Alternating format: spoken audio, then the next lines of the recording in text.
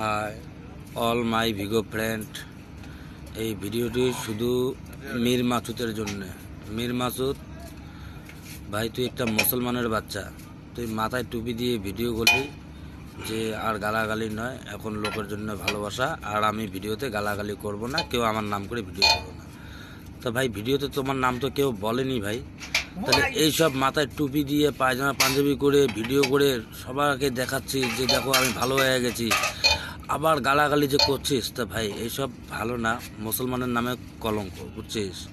তা এখনও সময় আছে ভাই, এখনও নষ্ট হয় নাই, সময়টা নষ্ট না করে এখন তোর ভুলটা শুধরে নে, লোকে যাতে বুঝতে পারে যে না, মুসলমানের ছেলেগুলো খারাপ না, ভালো।